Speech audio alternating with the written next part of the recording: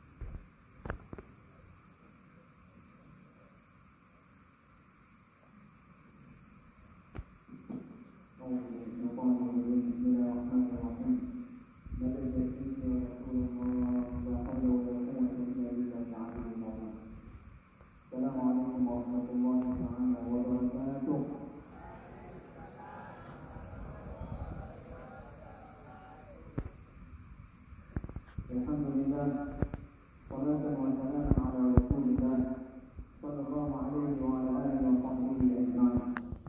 Bersyukur kepada Allah Subhanahu wa taala, salawat dan salam kepada Nabi kita Nabi Muhammad sallallahu alaihi wasallam. Yang sama-sama kita muliakan Ibu Kepala Sekolah dan seluruh dewan guru, dan yang kami muliakan anak-anak kami, semoga selalu dalam ridha-Nya Allah Subhanahu wa taala. Mari sejenak dengan hati yang khusyuk, dengan tulus dan kita sama-sama memuji Allah, mengagungkan Allah. Kita berniat untuk taqarrub ila Allah, mendekatkan diri kita kepada Allah, memohon rahmat Allah, memohon kasih sayangnya Allah Subhanahu wa taala, dan memohon ampunan dari Allah Subhanahu wa taala. Insyaallah dengan zikir sebagaimana Allah Subhanahu wa taala berfirman, alladzina amanu wa tatma'innu qulubuhum bi dzikrillah, yaitu orang beriman hati mereka tentram, hati mereka bahagia dengan zikrullah.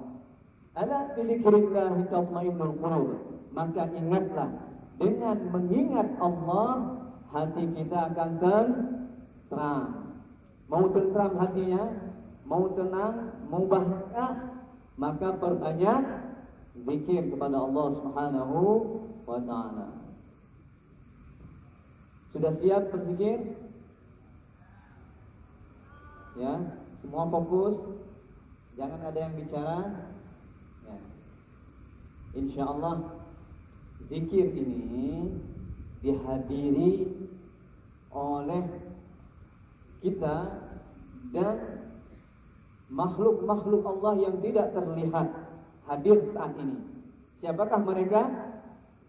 Tahu siapa? Malaikat. Maka hati-hati, ada malaikat di antara kita. Ya, malaikat hadir, malaikat mengelilingi majelis ini, meliputi dengan cahayanya, menjaga orang-orang yang berzikir dan mendoakan orang-orang yang berzikir. Dan nama-nama kita disebut satu persatu oleh Allah Subhanahu wa taala. Senang tak disebut namanya oleh Allah? Fadhkuruni azkurkum. Maka sebutlah namaku, kata Allah, aku pun sebut nama kalian. Jadi kalau kita sebut nama Allah, Allah sebut nama kita. Wa dzakarahumullahu fi man 'inda, dan Allah membangga-banggakan nama kita di hadapan para malaikat-malaikatnya. Nama kita disebut, bahkan nama orang tua kita pun disebut. Anak fulan bin fulan. Jadi kita berzikir, maka niatkan, semoga pahalanya juga yang kita dapatkan saat ini Allah Subhanahu wa taala berikan juga kepada siapa? Kepada siapapun yang kita niatkan, khususnya kepada kedua orang tua kita. Baik orang tua kita yang masih hidup, apalagi orang tua kita yang telah meninggalkan dunia ini. Dan yakin, hakul yakin, pahalanya sampai kepada mereka semuanya. Ya, jadi niatkan dalam hati. Bisa niatkan? Bisa kita bayangkan wajah kedua orang tua kita? Coba bayangkan. Pejamkan matanya. Hah? Kelihatan enggak? Ya, kelihatan? Enggak kelihatan? Allahumma salli wa sallim wa barik alaihi wa ala alihi. Takbir. Sallu ala Nabi Muhammad. Apa jawabannya? Sallu ala Nabi Muhammad sallallahu alaihi wasallam. Ulang lagi. Sallu ala Nabi Muhammad sallallahu alaihi wasallam. Baik, insyaallah zikir ini dimulai dengan syahadatain, asyhadu an la ilaha illallah wa asyhadu anna Muhammadan abduhu wa rasuluh. Kita bersaksi bahwa tidak ada yang kita sembah kecuali Allah, dan kita bersaksi bahwa Nabi Muhammad SAW adalah hamba dan utusannya Allah Subhanahu wa taala. Dengan syahadatain ini akan memperkuat tauhid dan keimanan kita kepada Allah. Kemudian istighfar, kita mohon ampun kepada Allah Subhanahu wa taala, dan insyaallah seluruh dosa-dosa kita diampuni oleh Allah Subhanahu wa taala. Madad ya sayyidi ya Rasulullah. A'udzu billahi minasyaitonir rajim. Bismillahirrahmanirrahim. Asyhadu an la ilaha illallah wa asyhadu anna Muhammadan 'abduhu wa rasuluh.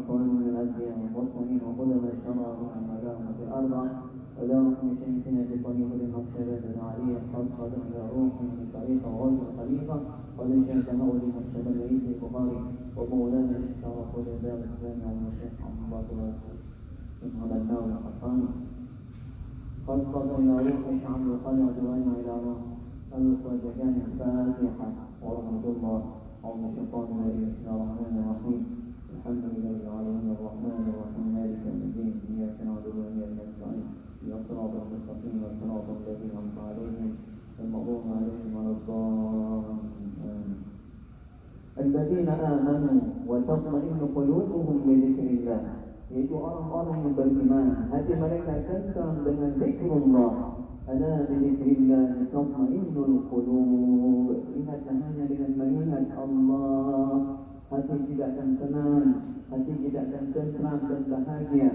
inilah janji Allah Subhanahu wa taala sesungguhnya Allah tidak pernah menyalahi janjinya Allah berjanji siapapun yang menyebut namanya maka Allah berikan kebahagiaan dan ketenangan di dalam hidupnya ألا بذكر الله تطمئن القلوب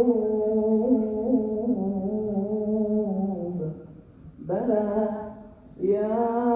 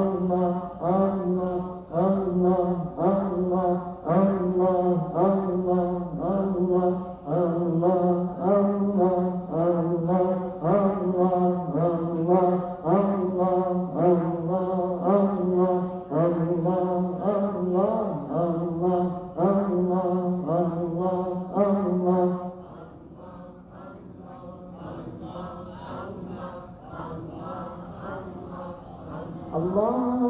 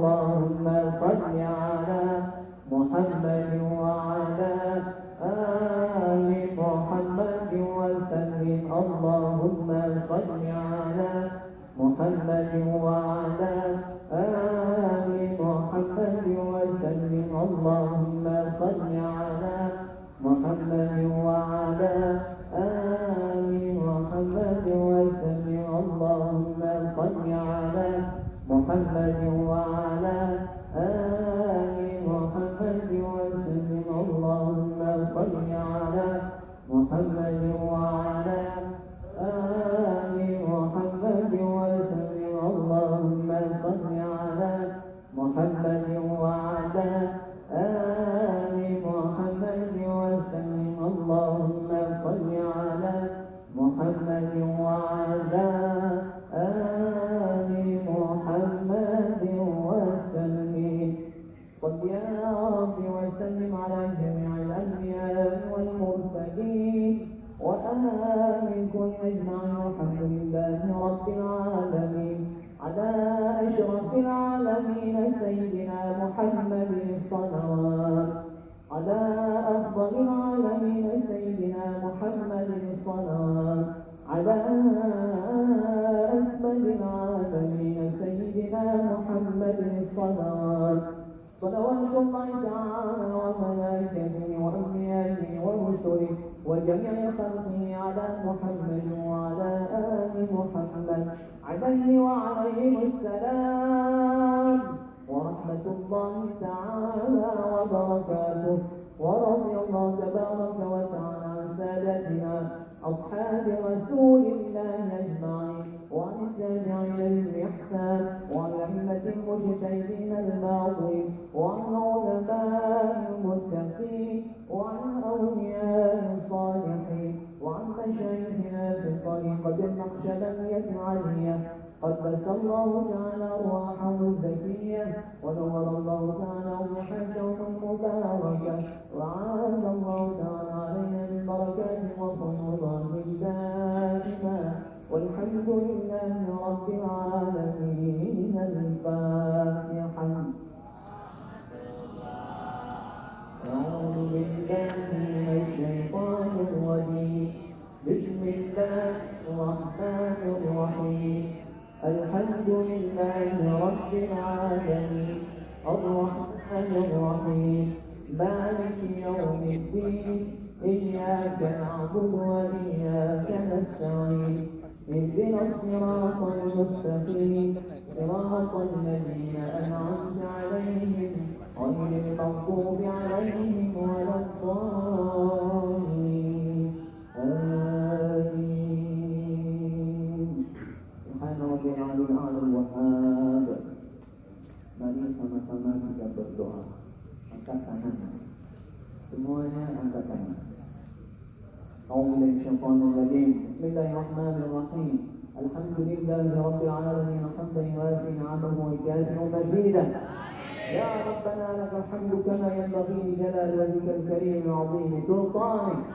Allahumma salli ala sayyidina Muhammad wa ala alihi wa sahbihi ajma'in.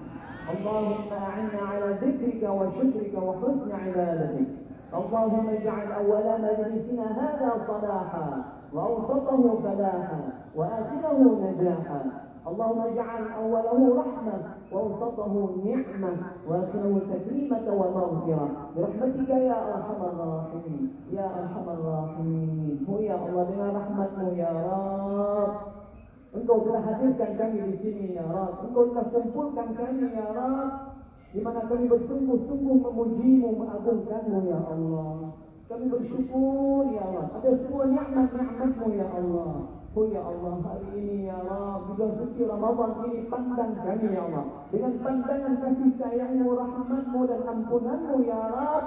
Walaupun banyak dosa-dosa kami ya Allah, dan kami yakin sebanyak apapun dosa kami ya Allah, Engkau pasti mengampuni dosa-dosa kami ya Allah. Karena sesungguhnya Engkau yang maha pengampun, Engkau yang maha penyayang. Sayangi kami ya Allah, sayangi kami ya Allah, dan ampuni seluruhnya dosa-dosa kami ya Allah. Ya Allah, maafkan semuanya kesalahan kami ya Allah, dan terima taubatan nasuha kami ya Allah.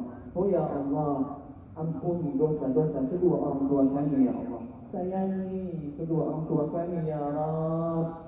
Orang tua kami ya Allah yang telah berjuang demi kami ya Allah, yang telah mengorbankan hidupnya ya Rabb untuk kami ya Allah. Oh ya Allah, terima kasih ya Allah, Engkau telah memberikan kepada kami kedua orang tua kami yang baik ya Rabb. Terima kasih ya Allah.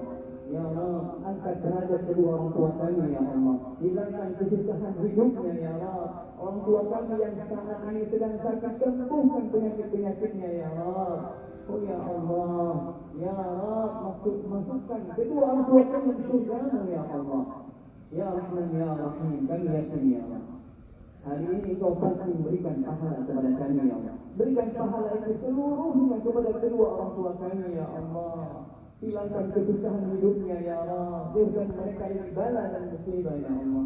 Ya Allah, orang tua kami yang saat ini berada di alam barzakh, jadikan kuburnya rawdah min riyadil jannah, dan memberikan surga ya Allah. Jangan Kau siksa mereka di kuburnya ya Allah, tetapi berilah rahmat-Mu, nikmat-Mu, karunia-Mu, luaskan dan lapangkan kuburnya ya Allah. Ya Allah, kumpulkan kami lagi dengan kedua orang tua kami, dengan keluarga kami ya Allah, di dalam surga-Mu ya Allah, surga yang paling tinggi di sisi Nabi Muhammad sallallahu alaihi wasallam. Oh ya Allah, sampaikan salam rindu kami kepada kekasih kami Nabi Muhammad sallallahu alaihi wasallam. Kami mencintainya ya Allah, beri kekuatan kepada kami ya Allah untuk menghidupkan sunnah-sunnah Nabi-Mu ya Allah.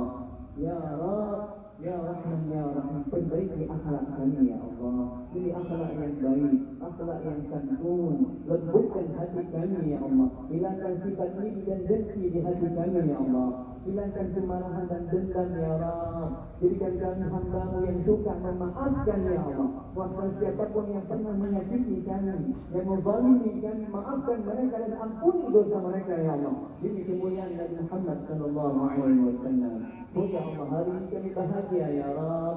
Kami senang ya Rabb di bulan suci Ramadan ini ya Allah. Kami yakin ya Rabb, Engkau pasti menerima amalan kami ya Allah. Terima puasa kami ya Allah.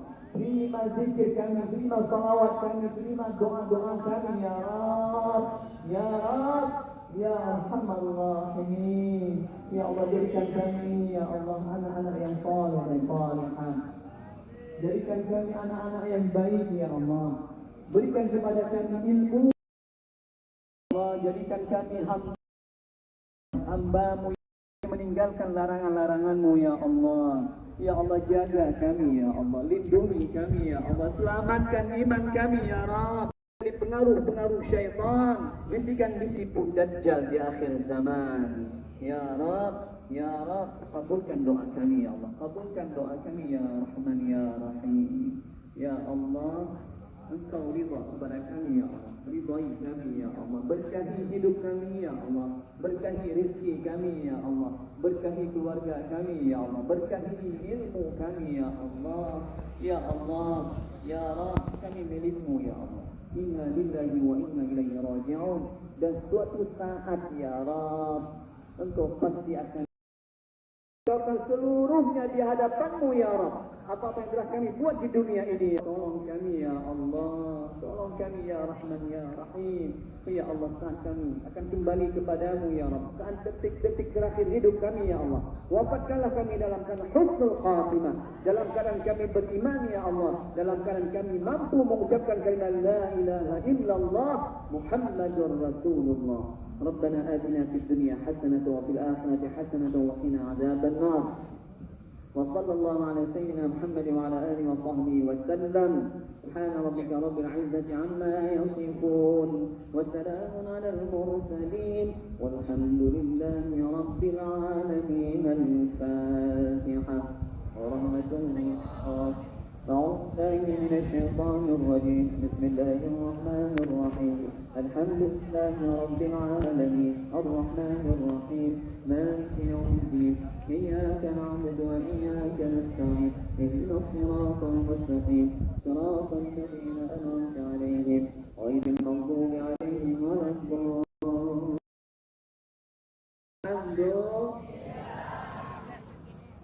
Senang? Yang belakang senang tak? Akhlak senang? Lanjut. Takbir. Sallu ala Nabi Muhammad. Ya. Sekarang kita salawat. Baik, silakan.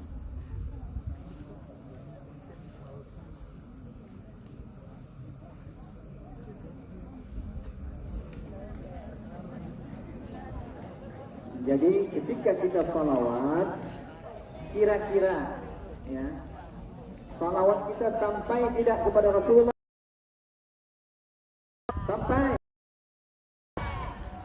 Sampai tidak? Sampai. Yakin? Mana dalilnya? Rasulullah sallallahu alaihi wasallam bersabda, "Shallu 'alayya." Bersalawatlah kepadaku. Fa inna salatakum tablughuni haitsuma kuntum. Sesungguhnya salawatnya kalian itu akan disampaikan kepadaku dimanapun kalian berada. Di Aceh kita, insyaallah salawat kita sampai kepada Rasulullah sallallahu alaihi wasallam dan dibalas oleh Nabi Muhammad. Mau dengar ya?